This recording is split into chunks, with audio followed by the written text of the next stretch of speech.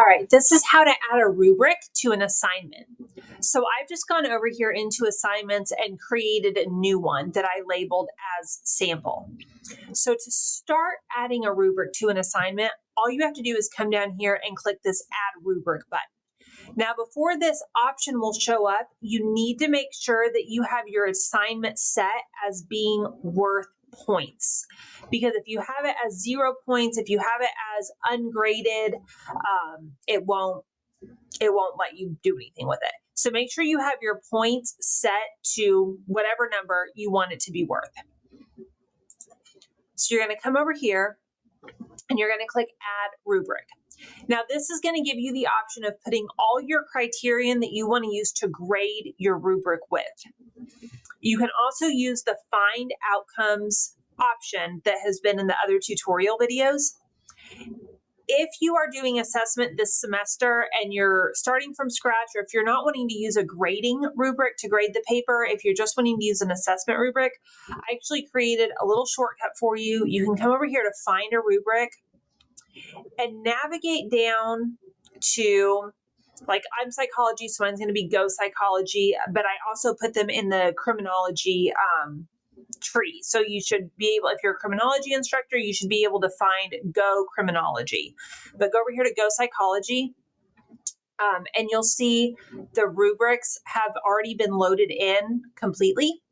And you could say use this rubric, and I have each one set to not count towards the grade. So you'd be able to mark it in terms of assessment, but this is not going to impact the student's overall grade whatsoever.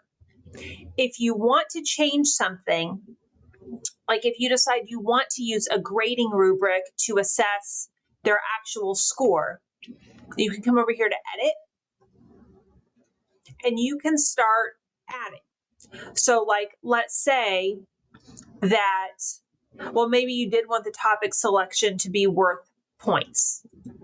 It's not going to let me do it that way. That's a real bad example, so I'm going to delete that. But maybe you did want to have a topic selection that you wanted it to be worth points. You just did that add criterion, and then you could come in here and make it, maybe them choosing a good topic was going to be worth 5 points, or maybe you want it to be consistent with this and do a 4, 3, 2, 1.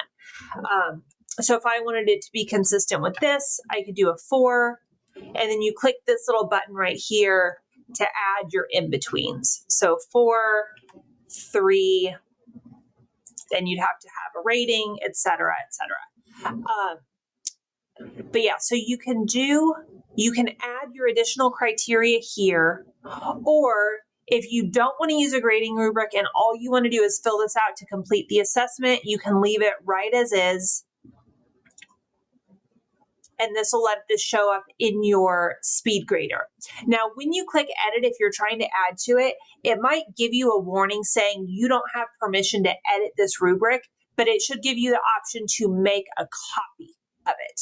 And so then you can make a copy that'll have your edits on it. So what this is going to look like is when you go to do this assignment in speed grader, where is my, oh wait, I haven't published it, so I can't view it in speed grader. I'll go to speed grader. And for each of my students, I'm going to be able to click view rubric, and I'll be able to use this to assess their work.